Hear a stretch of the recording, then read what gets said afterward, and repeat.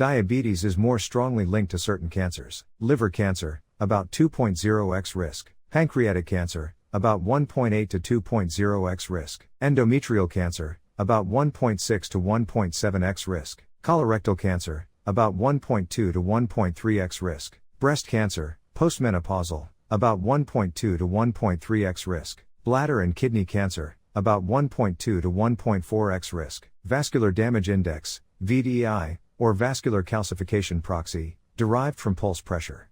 PP, and mean arterial pressure.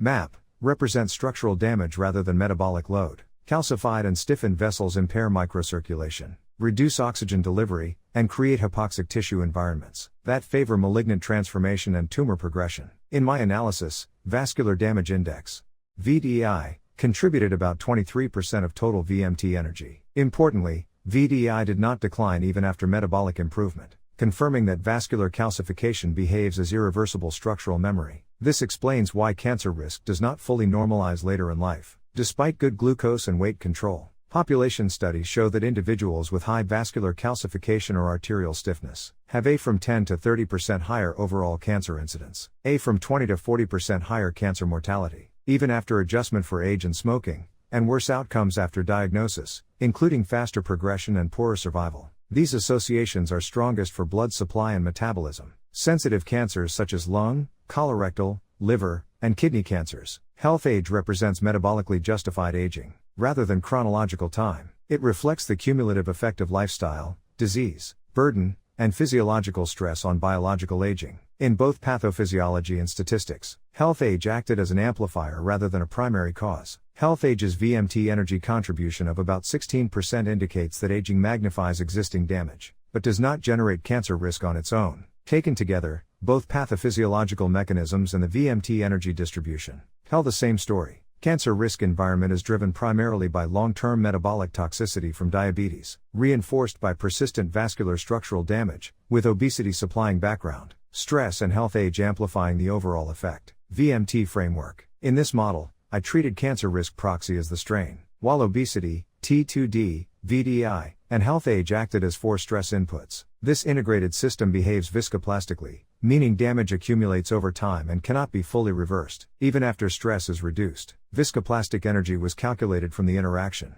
between strain and stress across time. Energy accumulation represents irreversible biological damage, while energy reduction reflects reduced ongoing stress but does not erase past damage entirely. This distinction is essential for understanding why late life risk often persists, despite good lifestyle control. Strain stress energy distribution results. The strain stress interactive energy distribution diagram revealed 4 distinct stress curves plotted against cancer risk proxy strain. When I calculated VMT energy contribution ratios, T2D accounted for 41% of total energy, VDI for 23%, obesity for 20%, and health age for 16%. This distribution shows that long-term glucose exposure from T2D was the dominant driver of my cancer risk environment. VDI remained substantial even when metabolic stress improved, indicating persistent vascular damage consistent with calcification and stiffness. Obesity contributed as a steady background load, while health age amplified risk without acting as the primary driver. The stress curves also showed sign changes over time, reflecting transitions from damage accumulation to partial recovery. However, VDI never returned to baseline,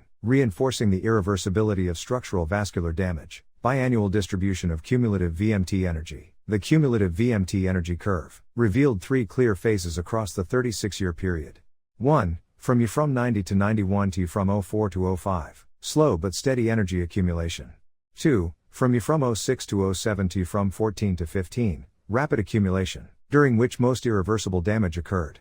3. After from 16 to 17. A saturation plateau approaching 100% cumulative energy. By from 14 to 15, more than 95% of total cumulative energy had already accumulated. Beyond that point, further metabolic improvement produced little reduction in accumulated energy. This explains why late life risk remains elevated, even when lifestyle control improves. Fluid VMT interpretation of cancer risk environment. From a fluid dynamics VMT viewpoint, cancer risk is not a static condition or a sudden event. It is the result of long-term flow degradation inside the body. Metabolism, circulation, and aging behave like interacting fluid systems, where stress accumulates gradually and alters flow patterns, long before any visible rupture appears. In this analysis, Type 2 diabetes represents excessive energy input into the system. Chronic hyperglycemia thickens the metabolic fluid, increases internal friction, and accelerates energy dissipation. This explains why T2D dominates VMT energy contribution. Vascular damage index or vascular calcification.